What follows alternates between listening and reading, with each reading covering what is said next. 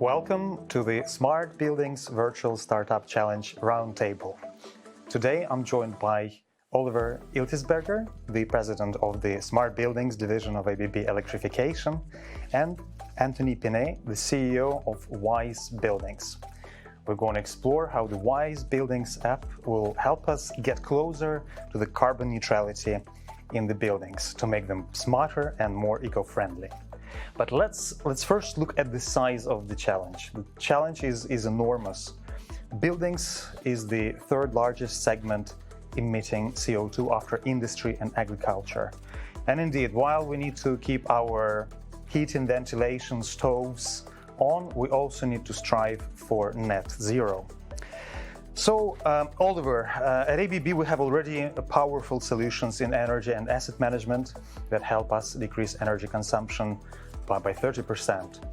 But then how this app is going to get us closer to the net zero for the buildings. So we are talking about the intelligent automated system, not just the one that is set and programmed to switch off the lights at 8 p.m., but something that dynamically responds to the environment. Is it correct?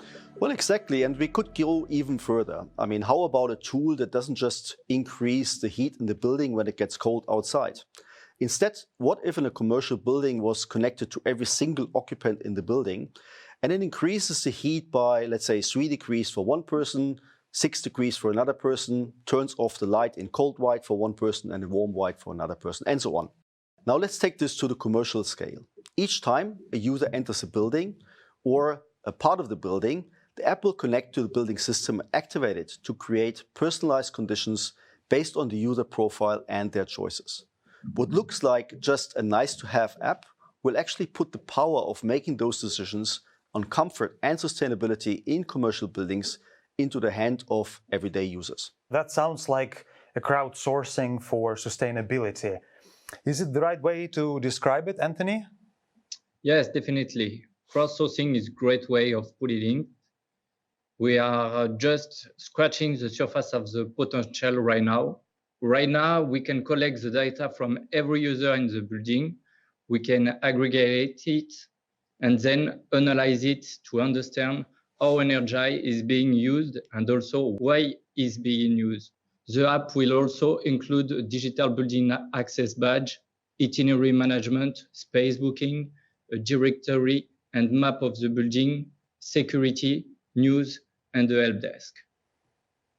So the app blends building control, social interaction, some administrative support.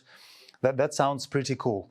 But then at the same time, it means that we need to share this data with the building operators. How do we address the question of users' data privacy? The app anonymizes data and aggregates it before the data goes to facility managers. They can access that aggregated data through a dashboard and see how that correlates to energy consumption and cost. Well, I mean, the dashboard for energy consumption is key from my perspective. Less energy used, less emissions, less operational cost. And building operators can monitor whether energy and emissions targets are being met and whether changes have to be made to achieve them. What if we would like to overlay it with some education about the impact on the environment and the CO2 footprint? For instance, we would like to make the room a little bit cooler, and then we ask the app, okay, what impact would it give? And then there are a few options.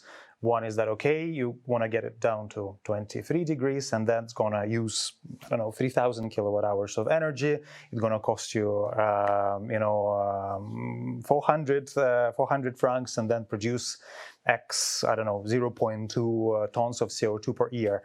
But then if you want to go down to 22 degrees, that's going to be consuming 5,000 kilowatt hours of energy, going to cost you, 500 or 600 francs, and then going to emit more, 0.4 tons of CO2. So how it's going to work? That's a good question. Those are what we call awareness notifications, and they are very effective when coupled with decision in educating and influencing people. In fact, they are already in planning for the next stage of app development.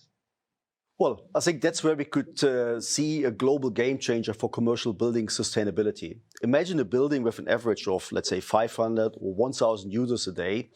Now, imagine the cumulative effect if each of them made the most eco-friendly decisions to save energy throughout the day. Right now, it's incalculable, but in a couple of years, we should have enough data to actually measure the full impact.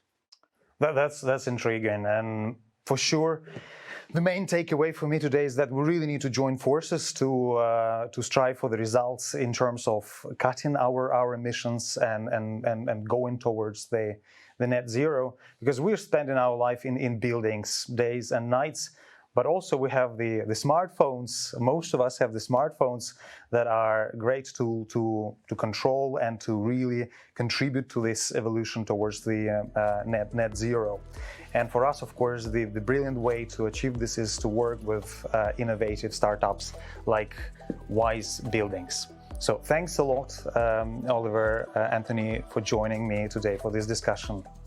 Thank you very much, Anton. I really enjoyed it, and I can't wait to see this app actually to be in our ABB Ability Marketplace at the end of the year.